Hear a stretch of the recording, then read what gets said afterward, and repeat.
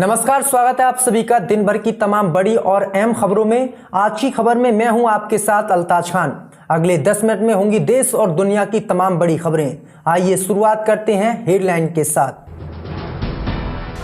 Saudi अरब से भारत को लगने जा रहा है बड़ा झटका। भारत की बादशाह पर ब्रेक लगाएगा सऊदी अरब। मार्च में भारत को पछाड़कर बन जाएगा सबसे तेज इकोनॉमी वाला देश। भारत के लिए माना जा रहा है बड़ा झटका।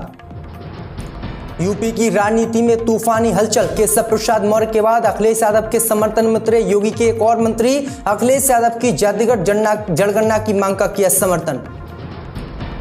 बागेश्वर धाम के बाबा धीरेन्द्र शास्त्री के खिलाफ अभद्र टिप्पणी करने वाले पर उत्तर प्रदेश में मुकदमा दर्ज।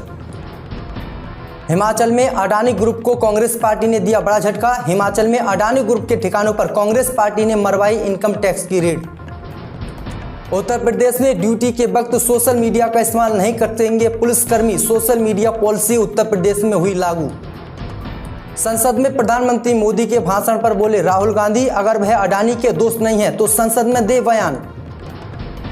लव जिहाद शब्द पर भड़की राखी सावंत, बोली मैं एक मुसलमान हूं, मैंने कबूल किया है इस्लाम धर्म।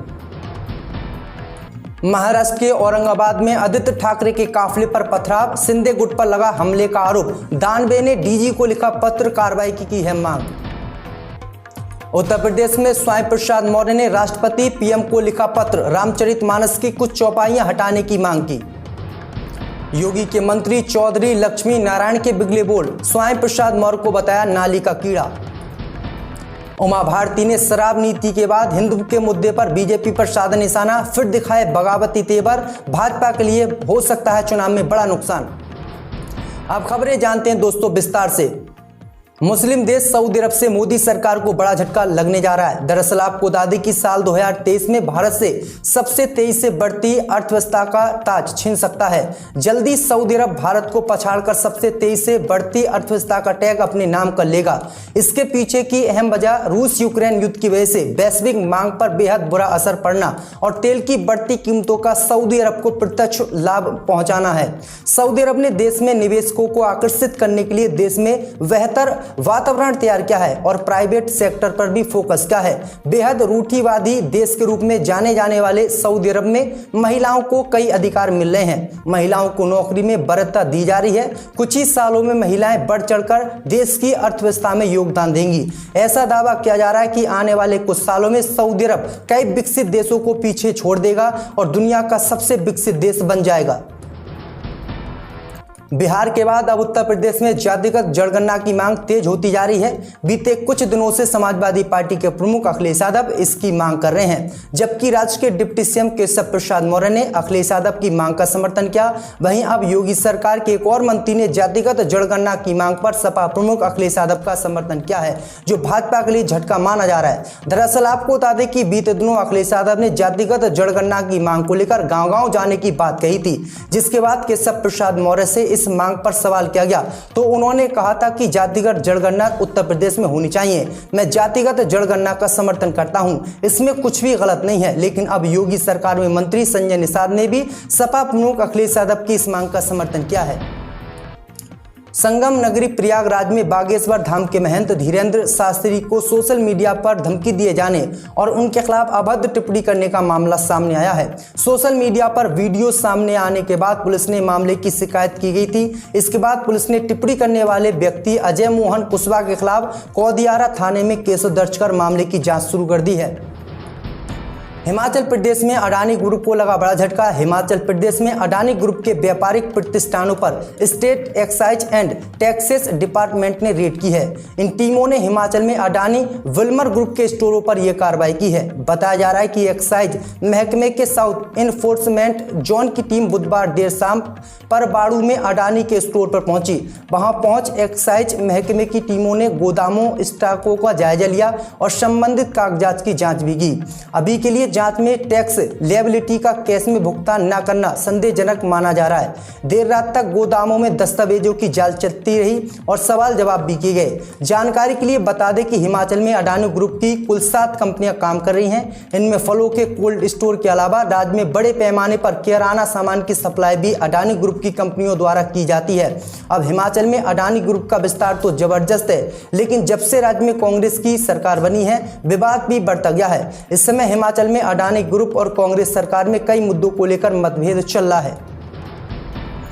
उत्तर प्रदेश पुलिस के लिए एक बुरी खबर सामने आ रही है, क्योंकि अब यूपी पुलिस में ड्यूटी के दौरान मोबाइल पर social site use Uttar Pradesh के पुलिसकर्मी नहीं करेंगे। डायरेक्टर जनरल ऑफ पुलिस ने कड़े शब्दों में आदेशों का पालन कराने के लिए कहा है। यदि कोई भी आदेशों का उल्लंघन करता है तो संबंधित उसके खिलाफ कार्रवाई की जाएगी। जानकारी के मुताबिक इससे पहले विभिन्न देशों का अध्ययन करने के बाद ही यूपी में सोशल मीडिया पॉलिसी लागू की गई है। यूपी डीजीपी देवेंद्र सिंह चौहान ने बताया है कि वर्दी रील बनाने या मजाकिया फोटो डालने पर सख्त कार्रवाई की जाएगी और पुलिसकर्मी को निलंबित किया जाएगा। राहुल गांधी ने आरोप लगाया है कि लोकसभा में प्रधानमंत्री मोदी ने जो भाषण दिया है उसमें सच्चाई नहीं है। राहुल ने आरोप लगाया है कि वह उद्योगपति गौतम अडानी का बचाव कर रहे हैं। उन्होंने संसद भवन परिसर में पत्रकारों से बातचीत में कहा कि भाषण में बिल्कुल भी सच्चाई नहीं है। अडानी प्रधानमंत्री मोदी के मित्र हैं। अगर प्रधानमंत्री मोदी के मित्र नहीं है अडानी, तो प्रधानमंत्री मोदी संसद में ये कह दें कि वो मेरे मित्र नहीं है और हम उनकी जाँच कराएंगे। राहुल गांधी ने कहा है कि सेल कंपनियां और बेनामी संपत्तियां राष्ट्र की सुरक्षा से जुड़ा विषय है, भारत के बुनियादी ढांचे से जुड़ा विषय है। ये बहुत ही बड़ा घपला है। इस बारे में प्रधानमंत्री मोदी कुछ नहीं कह रहे हैं। राहुल गांधी ने आरोप लगाया है कि प्रधानमंत्री मोदी अडानी का बचाव कर रहे हैं। राखी सावंत की शादी इस वक्त टूटने की कगार पर है। राखी ने 7 फरवरी को आदिल पर कई गंभीर आरोप लगाते हुए उनके खिलाफ शिकायत दर्ज कराई थी, जिसके बाद उन्हें हिरासत में ले लिया गया। घंटों तक चली पूछताछ के बाद आदिल को रिमांड पर ले लिया गया है। राखी इस दौरान लगातार मीडिया से बात कर रही हैं। इस बीच किसी ने उनके सामने लव जिहाद शब्द का इस्तेमाल कर दिया, जिस पर वह बुरी तरह से भड़क गई। दरअसल आपको बता दें कि राखी से सवाल किया गया कि क्या आदिल ने लव जिहाद की मंशा से उनसे शादी की थी। इस पर राखी आग बबूला हो गई और बोली, मैं खुद एक मुसलमान हूं, मैंने इस्लाम कबूल किया है, हिंदू मुसलमान के बारे में कुछ नहीं बोलती। ये कहते हुए राखी सावंत वहां से चली गई। महाराष्ट्र के औरंगाबाद के बैजापुर इलाके में शिवसेना के नेता आदित्य ठाकरे के काफिले पर पथराव हुआ है।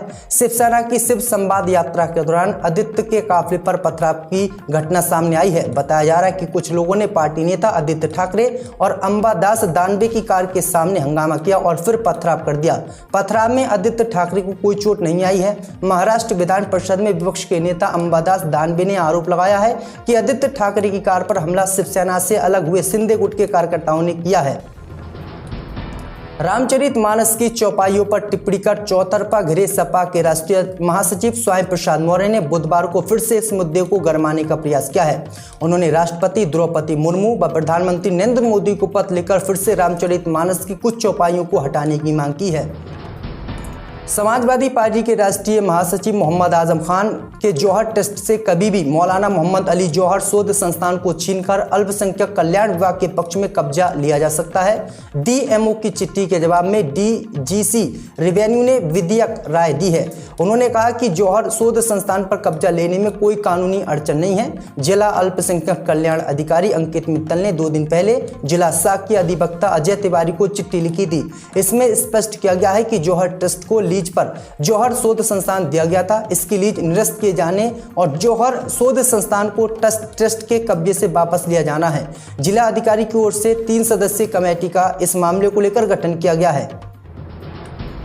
उत्तर प्रदेश के अलीगढ़ में यूपी सरकार के गन्ना विकास एवं चीनी मिल मंत्री चौधरी लक्ष्मी नारायण ने स्वामी प्रसाद मौर्य को गंदी नाली का कीड़ा कहा है।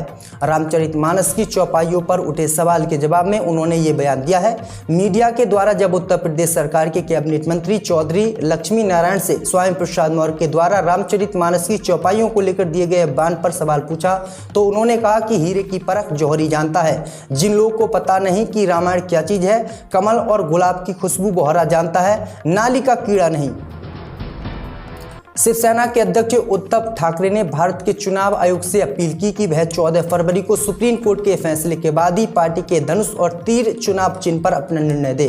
कानून पर अपना विश्वास जताते हुए पूर्व मुख्यमंत्री ने कहा कि हमें पूरा विश्वास है कि शीर्ष अदालत 14 फरवरी को 16 विधायकों को अयोग्य घोषित कर देगी। ठाकरे ने बुधवार दोपहर वरिष्ठ नेताओं सुभाष देसाई, अनिल देसाई और अन्य के साथ मीडिया कर्मियों से बात करते हुए चुनाव आयोग से पार्टी के विभाजन के बाद चुनाव चिन्ह पर अपना फैसला सामने सुनाने का आह्वान किया है। अब देखते हैं कि ये फैसला उनके पक्ष में जाता है या फिर शिंदे गुट के पक्ष में।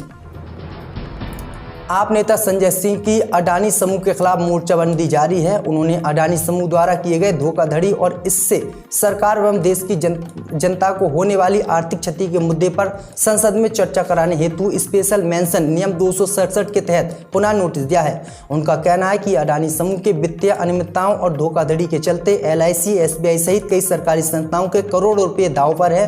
बता दें कि आप सांसद ने इससे पहले 2 फरवरी को नोटिस दिया था और संसद में चर्चा कराए जाने की मांग की थी, लेकिन चर्चा नहीं हो पाई थी और फिर से